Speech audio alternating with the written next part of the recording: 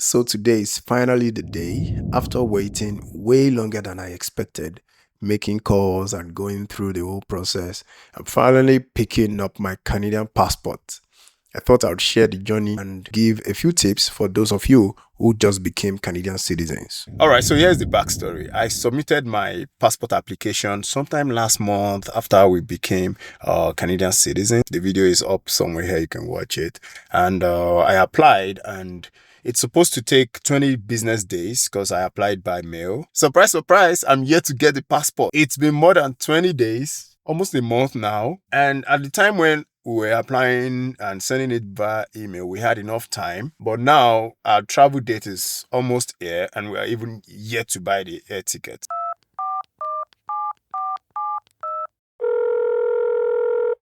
I actually had to make several calls to the passport service to find out what's happening. After several calls and tracking online and all that, they finally transferred my application to the local office here in Scarborough, and they've told me now that my passport is ready. So let's go and let's get it.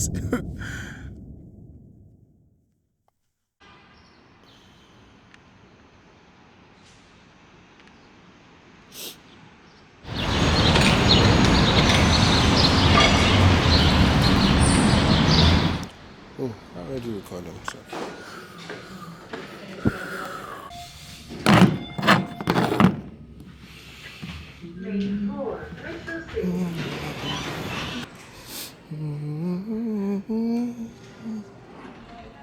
And there it is. Finally, I got my Canadian passport. Honestly, I can't describe how good it feels to have it in my hands.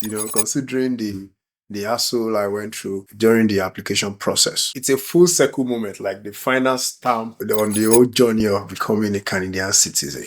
And I can't wait to enjoy all the privileges that come with holding this passport. But the journey doesn't stop here.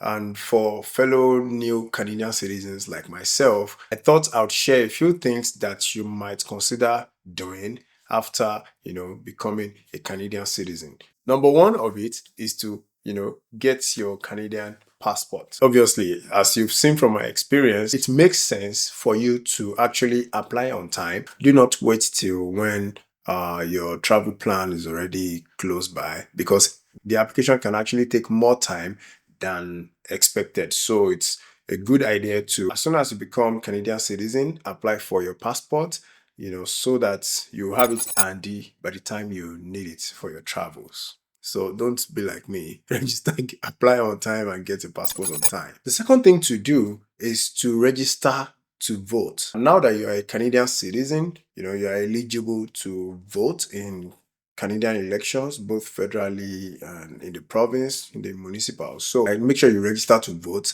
in Canadian elections. If you're someone like me who lives in Ontario, you're going to have to go to Elections Ontario, which is a government agency that registers and updates information of people that vote or voters. So you register for the provincial and municipal, elections, and you go to Elections Canada, to register for the federal elections. So make sure you do that as soon as you become a Canadian citizen. Another thing is to learn about your rights and responsibilities. It, of course, for most of you, or for some of you who have recently become Canadian citizen, you probably already, know a lot about Canada. Of course, it's part of what you need to know while in the citizenship test. You must have learned about the system of government and all that. So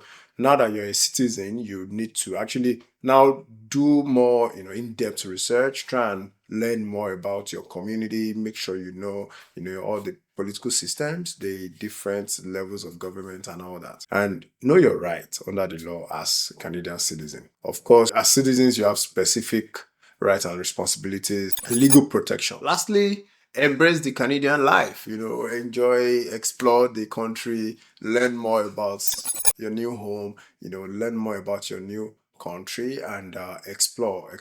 Canada is so wide, and there's so many things to experience, so many things to explore, and Now that you are actually a citizen, you should be doing more, you should be doing more in exploring the country. So that's it, guys. The journey to getting my Canadian passport was a bit of a roller coaster, but at the end of it, it's worth it. And I have my passport with me now.